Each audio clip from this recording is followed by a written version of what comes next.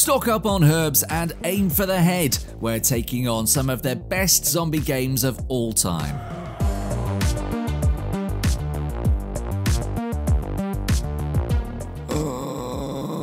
Oh wow.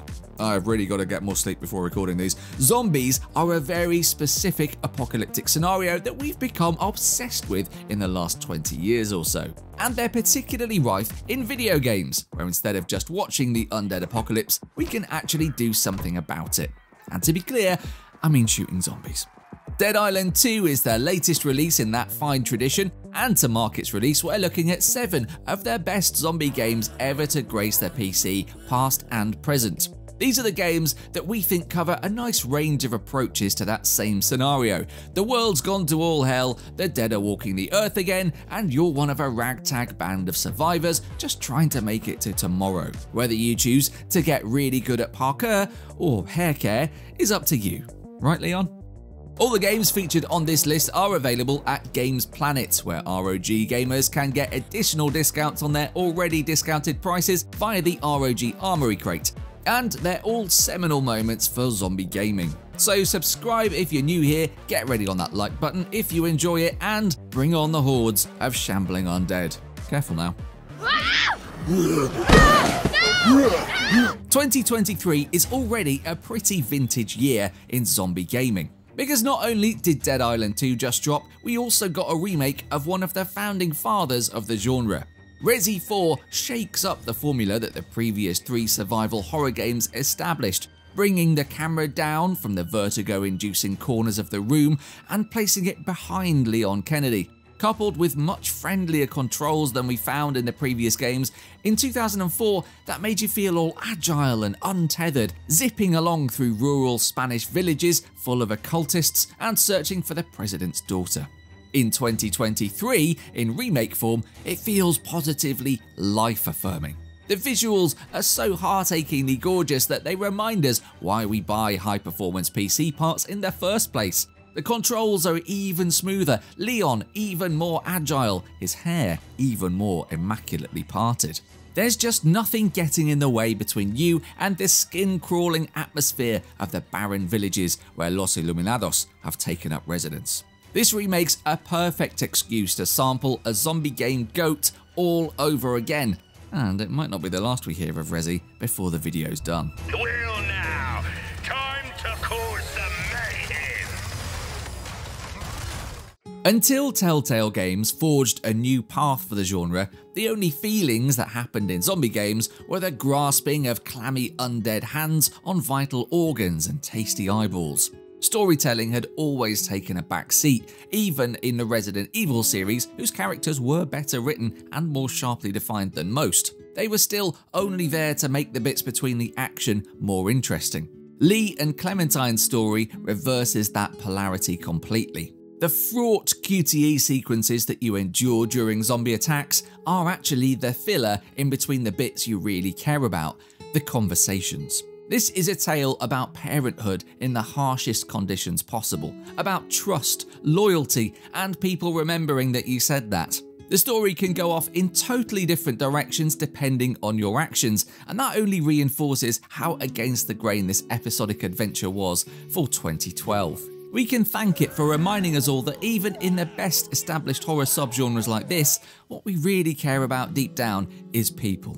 Hey there, you friendly? Truck's run out of gas. Dead Rising was another great innovator in the genre. Zombies were a byword for survival horror until Frank West turned up in 2006 with a giant Lego hat and a weaponized lawnmower to show us that battling the undead didn't have to be all herbs and crying. It was Zombie Survival Freshers Week edition, all about being random and doing it for the banter. At least that's the best explanation I've got for why anyone would use miscellaneous products from a shopping mall in self-defense against the reanimated dead.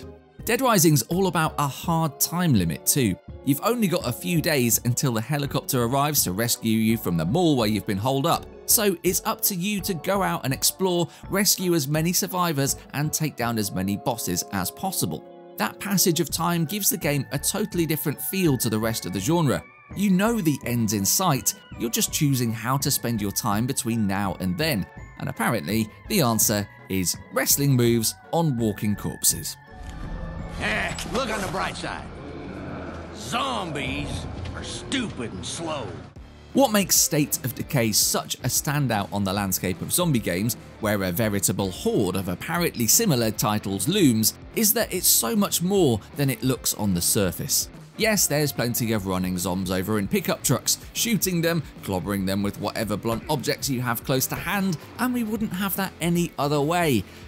But it's also a game about building up a proper community of survivors, laying the foundations for a new society in close soon. That means tough decisions around resource management and base building, and well, it's basically Dead Rising meets The Sims. There isn't anything else like that in all of zombie gaming. And as I've mentioned, zombie gaming is a massive crowd, so it really takes something special to stand out here. Nice! The apocalypse can be lonely. There's plenty of downtime, sitting around inside scruffy buildings, counting your ammo, thinking about the old world with its hot showers and matcha lattes, and if you survive long enough, you'll reach the conclusion that this is only going to be fun with friends. Of course, if you played Left 4 Dead back in 2008, you'll have known that truism for years already. Fending off smokers, trying not to scare the witch, and shouting "tank" into your headset is basically the most fun you can have with 3 mates. So when original developer Turtle Rock Studios came back for blood in 2021, it was a big deal. There was so much of the original 4-player co-op joy here, but it's all glazed in a lustrous sheen of modern graphics. And viscera. Lots of viscera. Buckle up, buttercups. What if zombies, but parkour? Techland wondered this at some point prior to 2015 and then made a game about exactly that so that none of us would ever have to wonder that question again. Dying Light is a kind of snarling, rabid Mirror's Edge, a city laid out so improbably that in fact, clambering around it at a sprint is the only way its architecture makes sense. But you don't care at all about that because you're leaping over a bunch of outstretched arms like an absolute hero. Dying Light's a real story about the triumph of evolution too. Not the in-game narrative, that's mostly about leaping over a bunch of outstretched arms like an absolute hero. No, the story of its post-release development. Techland absolutely committed to refining and adding to their game, and that led to a final product that's nearly unrecognizable from the 2015 launch release. All right, I'm in. Look, I know we've already had Resident Evil in this list, but honestly, hand on heart, did you start watching this video about the best zombie games expecting it to only get one mention? This series is the alpha and omega of the genre, and Resident Evil 2 is as good as the series has ever been. The 1998 original defined what survival horror looked, felt, and played like. Herbs, windows you were scared to walk past in case something burst out of them, and fixed camera angles placed for maximum tension.